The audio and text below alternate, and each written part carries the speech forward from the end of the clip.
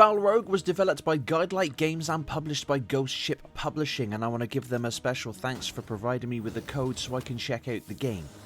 SpellRogue is a turn-based roguelike deck-building game similar to like Monster Train or Slay the Spire, and in all honesty, it's actually really good.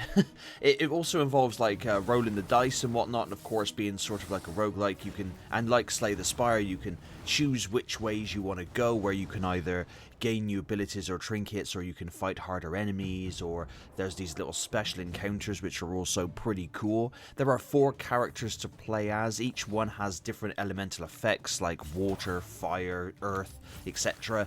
And 3 you have to unlock just by playing the game, and it doesn't take long to do it at all, because all you have to do is just level up each character, and you start with the water one. As soon as you get to a certain level, you then unlock the next one, and vice versa. So it's very easy to unlock them, and they each have sort of like a different sort of playing style. Each run really is different, as there's over 70 different encounters, and there are also 3 different acts to the game.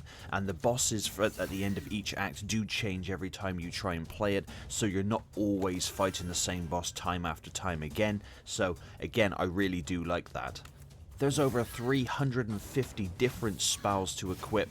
Obviously not at the same time, that would be logistically insane.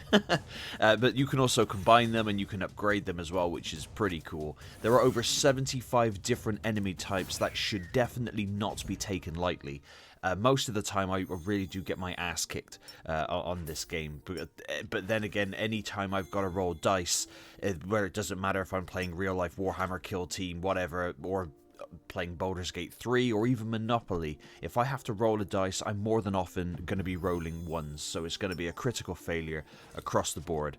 But the enemies, they can be pretty challenging, but then you can adjust the difficulty to suit you anyway, so don't worry about that. There's also daily challenge that you can do as well. So like a lot of games like Dead Cells and Crypt of the Necromancer and all, they have that kind of daily challenge thing, and it's really good for replayability. There's over 145 different artifacts to equip, which adds various buffs and stat variations to your character as well, so that's pretty cool, so you can augment the game that you're playing.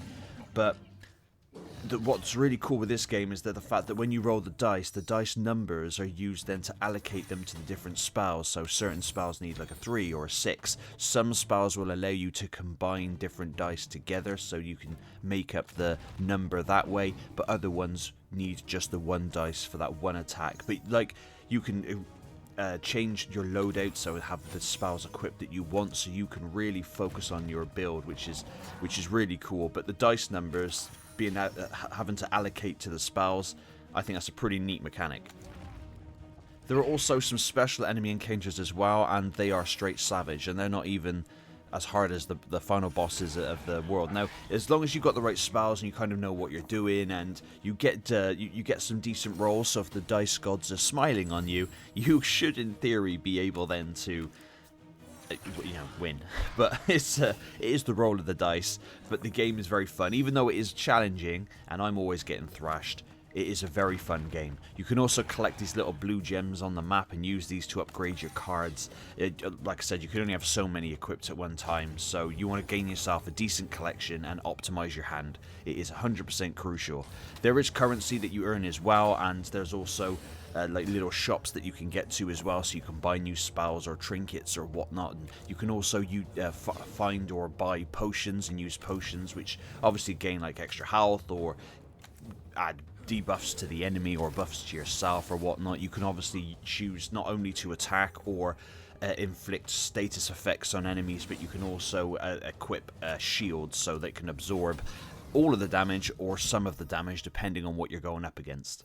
SpellRogue is 100% definitely worth checking out. It's a fantastic game. It is now out of early access, so it's definitely worth playing. It's a ton of fun, and it works really well on Steam Deck as well. I just want to say that because I play this mainly on there, and I've been having a great time with it. And once again, special thank you to Guidelight Games and Ghost Ship Publishing for providing me with a game code. I had a great time playing it, and I do recommend that you check it out. But please let me know in the comments down below if you have had this game on your radar, or if these roguelike dice style games, deck builders, are your thing. And as always, thank you very much for watching.